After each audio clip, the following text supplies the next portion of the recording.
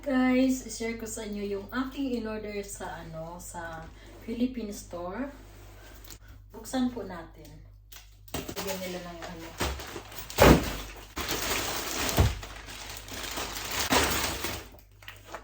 bangus na naman. Tulingan. Tulingan ulit. Bangus. Bangus. Bangus.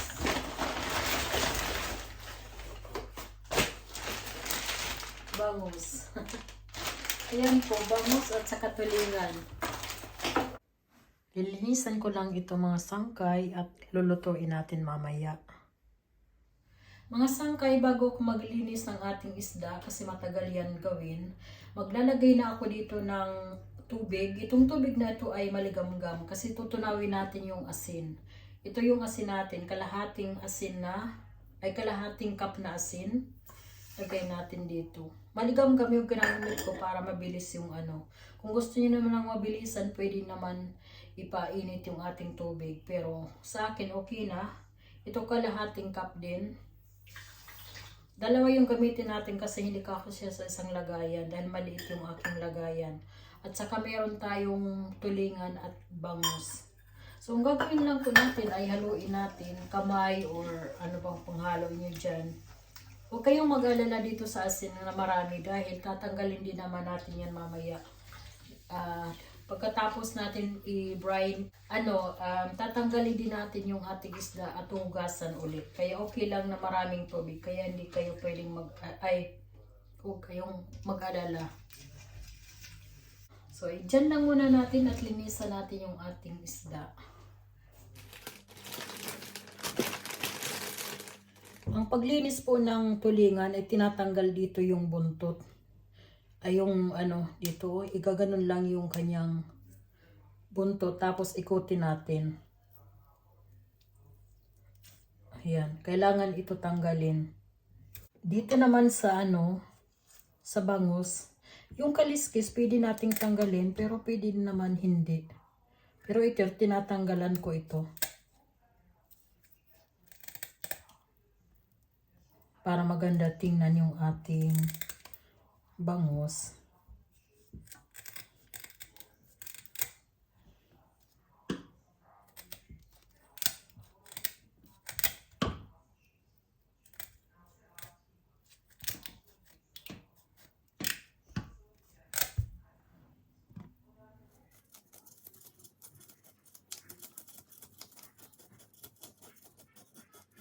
So yan po, nakaliskisan ko na. Ang gagawin ko dito ay hiwain lang. Saka tanggalin natin yung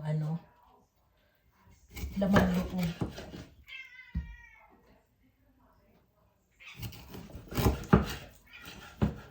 Ganito kalaki. Tapos saka natin dito tatanggal yung ayan yung laman loob para dito buo. Ayan, di ba? So ito na po yung ating asin tubig na may asin at natunaw na yung asin natin. So ang bangus natin at saka yung tulingan nandiyan, ibinabad ko na at ito naman yung bangus natin. Tingnan nyo kung makikita niyo dito sa ilalim. Ang ginagawa ko niyan, hinihiwa ko dito sa gitna para tanggalin yung dugo. At kaya din natin ito ibababad sa asin para matanggal yung mga dugo-dugo na mga nandiyan dyan. Ibabad natin ito ng kalahating oras. So, yan po. Hintayin lang natin ito ng mga kalahating oras. At pagkatapos ay hugasan natin ito. So, ito po mga sangkay. Habang naghihintay ako na ibabad yung ating mga isda, nag-prepare na rin ako ng mga ilalahok natin. Mamaya ipapakita ko sa inyo. Hugasan ko muna itong mga isda ulit. So gagamit po tayo ng pressure cooker mga sangkay. Maglalagay tayo ng cucumber na hiniwa ko ito. Siguro kulang-kulang na 1 cup kasi marami yung isda natin. Siguro ito, kulang-kulang na 3 kilos. Hindi ko kasi kinilos eh. Maglalagay din tayo ng carrots. Yung mga ingredients po, ilalagay ko sa sa inbox para makita ninyo. Maglalagay din tayo ng bawang. Damihan natin ng bawang. Bali, one head.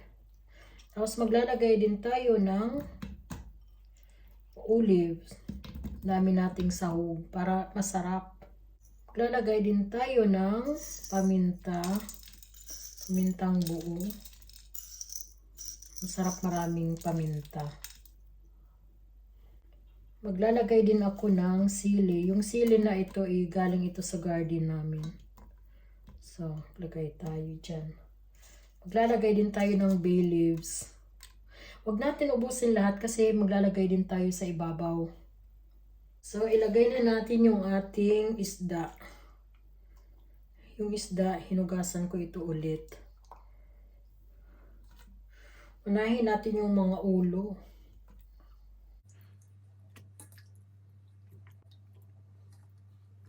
So, ganun din ang ilalagay natin sa ibabaw. Maglagay din tayo ng kagaya yung nasa ilalim para magkalat yung kanyang lasa. Tsaka maganda tingnan, makulay. Yung carrots, 2 carrots ko yan na inano. Kung gusto nyo ng may design, lagyan nyo ng design. Pero ako naman, itong olive ko, yung isang lata, hindi ko inubos. Ito yung natira sa isang lata. Kasi baka umalat na. Lagay din tayo ng paminta sa ibabaw.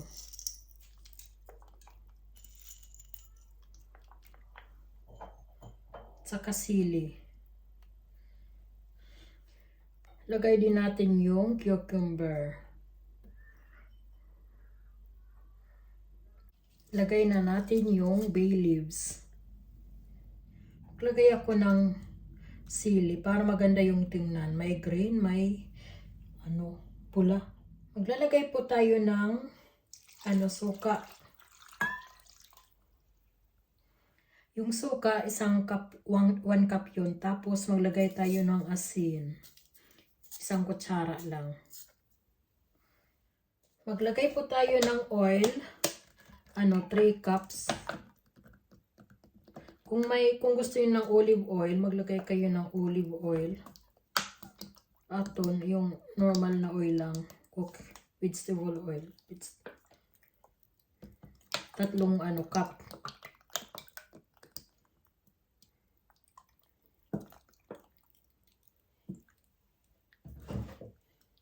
Tapos maglagay tayo ng tubig.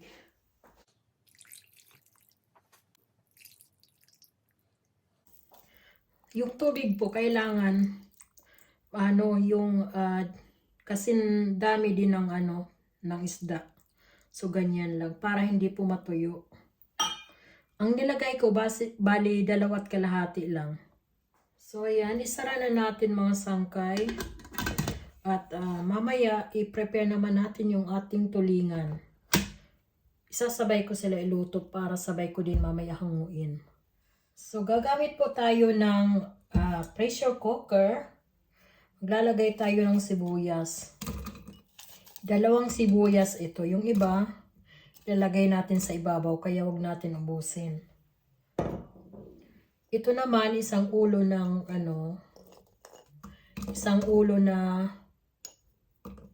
bawang. Ako hindi ako nakakapagsalita na ngayon ng tuwid.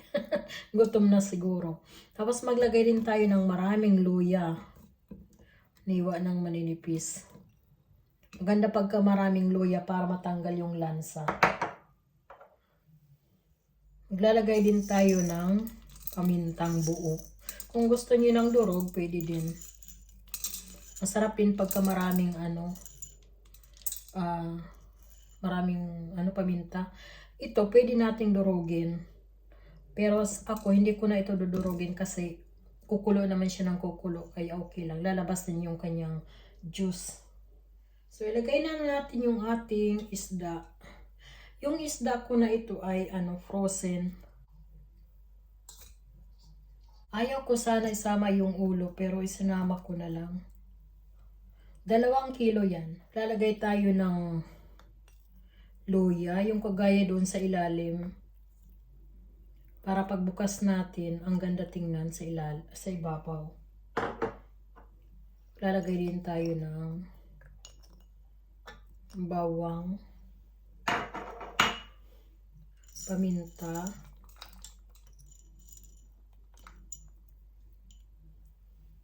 lalagay tayo ng asin. Kung gusto niyo ng patis, maglagay kayo ng patis. Ako kasi, bawal sa akin, kaya isa't kalahating kutsara. Ay, hindi naman masyadong kalahati. 1 1/4 lang. Kalimutan ko, yung sibuyas, ilagay din natin.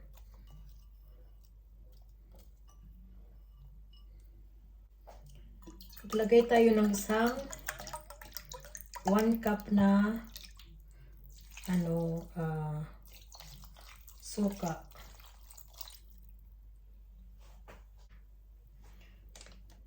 Lalagay ako ng 1 cup na oil. Masarap yung yung paksiw na may oil. So 1 cup lang. Tapos maglalagay tayo ng tubig. 1, 2, 3, 4. Yan po, bali 4 na tubig. Kailangan yung tubig marami para pantay talaga sa isda, para hindi masunog. Nilutuin po natin ito ng mga 2 oras. Ito na po yung niluto nating isda, yung bangus at saka tulingan. Papakita ko sa inyo pagkatapos ng 2 hours na pinalambot ko. Kung wala kayong pressure cooker, pwede niyo naman lutuin sa sa normal na kaldero at hintayin hanggang sa lumambot na lumambot. So yan po yung ating bangus. Tiningnan ko na yan, talagang malambot na yung kanyang buto. At saka ito naman yung paksiw na tulingan. Ito yung Spanish style.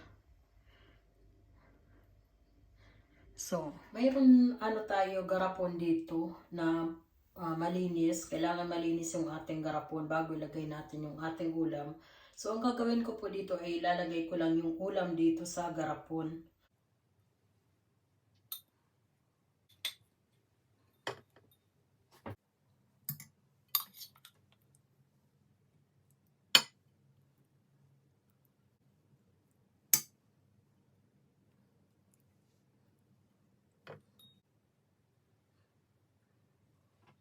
So, nandito na po yung ating bangus, yung tulingan nandyan pa.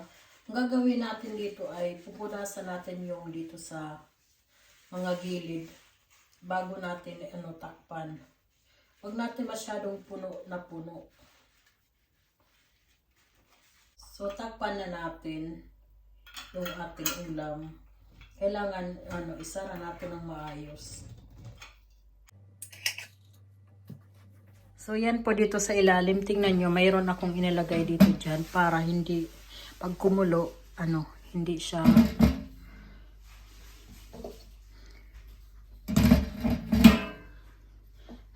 yung maggagalaw ba.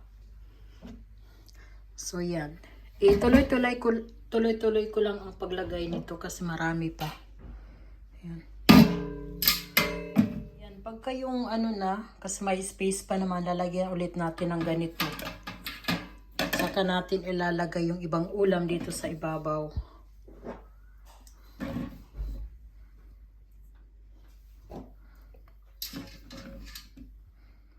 So yan, puno na.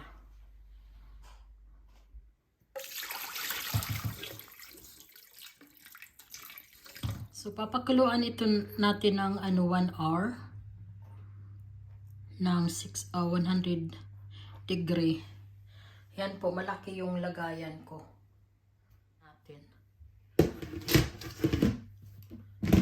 Punasan ko na lang yung takip.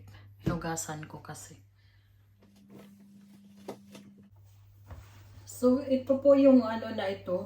Pagka wala ng light, saka tayo mag-start mag-count hanggang 60 minutes. So, hintayin lang po natin at papakita ko sa inyo mamaya pag natapos na. So, tingnan natin. Tapos na yung 1 hour. Tingnan natin sa loob. Ingat, mainit. Pero kanina pa yan tapos. Pero mainit pa rin. Ayan, tanggalin na natin. So, ayan, may pang-ipit tayo. Kailangan may pang-ipit kasi mainit.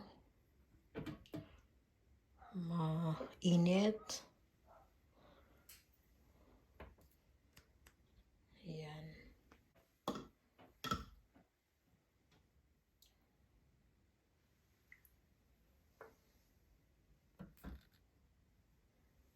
So, ito na po mga sangkay yung ating ulam sa garapon. Mainit pa. So, ang gagawin ko lang po nito ay hintayin ko hanggang malambo, ay hanggang sa lumamig at lalagyan ko siya ng yung label. Lalagyan natin kung kailan natin ginawa para alam natin kung hanggang kailan natin pwedeng kainin. Ang ko nito kahit isang taon pwede pong kainin. So, yan po mga sangkay. Sana nagustuhan nyo ang aking vlog. At kung gusto po ninyong benta nito, magnegosyo, maganda po itong negosyo. Maraming salamat sa panonood. Hanggang sa susunod ko na lang ulit na vlog. Bye! God bless!